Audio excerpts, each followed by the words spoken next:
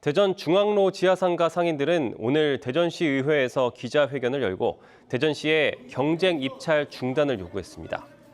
상인들은 대전시가 상인들과의 상가 임대 계약을 종료하고 경쟁 입찰을 하려는 것과 관련해 지하상가는 경쟁 입찰로 인한 임대료 상승으로 가격 경쟁력을 잃을 것이라며 대전시는 입찰을 중단하고 상인들과 상생할 수 있는 대안을 마련해야 한다고 주장했습니다.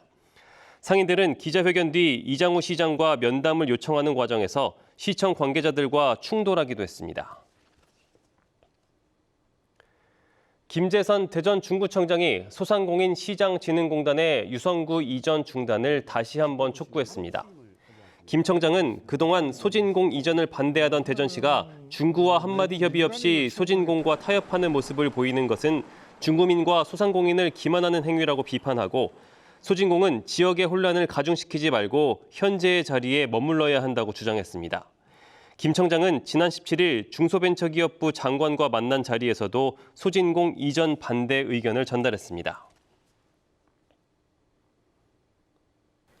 대전시가 유성구 안산국방산업단지를 토지거래 허가구역으로 재지정했습니다. 지정 기간은 오는 31일부터 3년 동안으로 사업 대상지를 반영해 기존 7.12제곱킬로미터에서 7.25제곱킬로미터로 면적이 0.13제곱킬로미터 늘었습니다. 허가구역 안에서는 녹지지역 100제곱미터 등 일정 면적이 넘는 토지거래 전 토지거래 계약 허가를 받아야 합니다. 이와 함께 대덕 공공지원 민간임대주택 공급 촉진지구와 장대 도시첨단산업단지는 토지거래 허가구역 지정이 해제됐습니다. 충남도 보건환경연구원은 올해 온실가스 관측망 6곳을 추가로 구축합니다. 관측망이 추가로 설치되는 곳은 천안과 아산의 도심과 보령, 서산, 당진의 산업단지, 논산 농촌지역 등이며 이에 따라 충남도 내 관측망은 기존 홍성을 포함해 7곳으로 늘게 됩니다. 이는 전국 자치단체 가운데 가장 많은 관측망을 보유하게 되는 것으로 탄소 중립과 온실가스 저감 정책 수립에 필요한 과학적 근거를 빠르고 정확하게 확보할 수 있을 것으로 기대됩니다.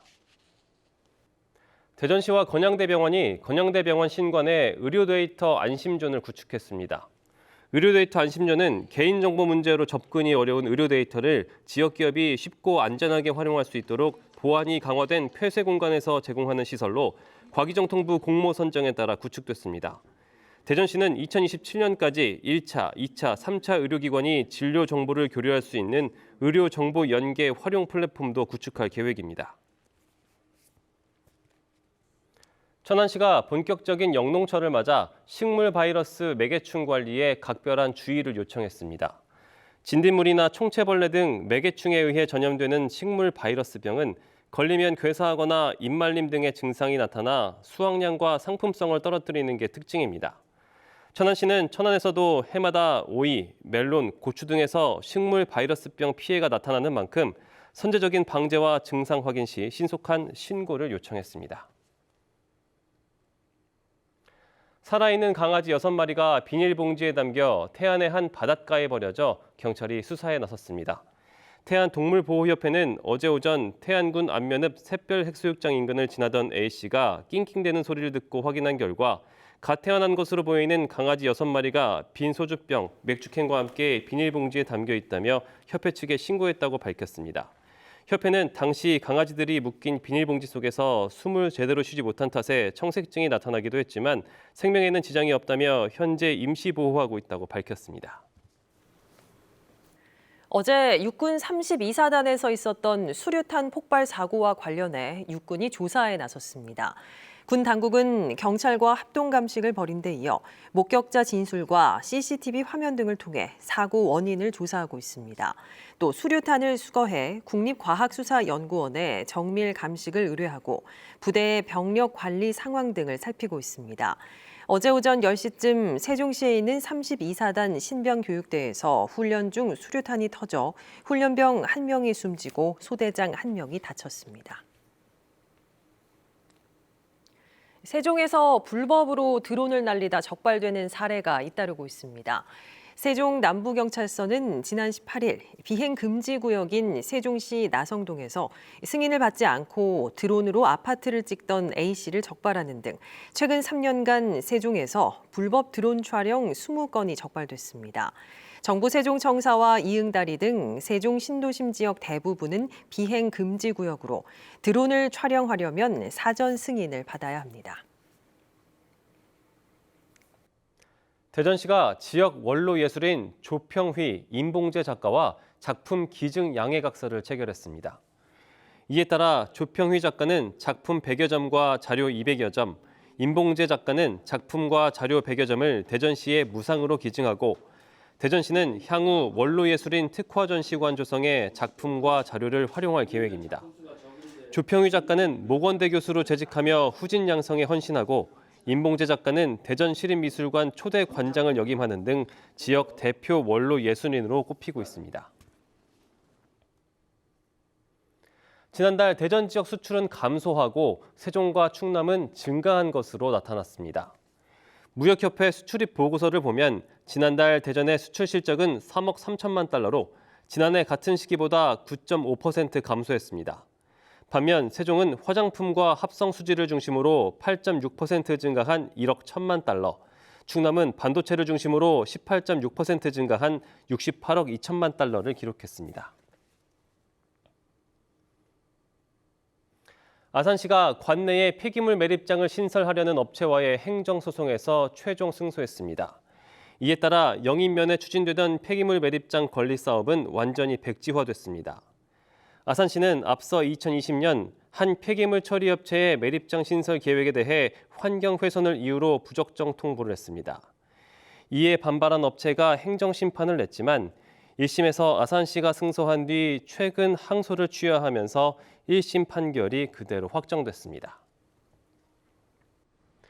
고액 월세 논란이 일고 있는 성심당 대전역점의 임대사업자 공모가 네 번째 유찰됐습니다. 코레일 유통은 성심당이 입점해 있는 대전역 2층 300제곱미터 공간에 대해 4차 임대 공모에 나섰지만 단독 입찰에 나선 성심당 측이 평가 기준을 맞추지 못해 유찰됐다고 밝혔습니다.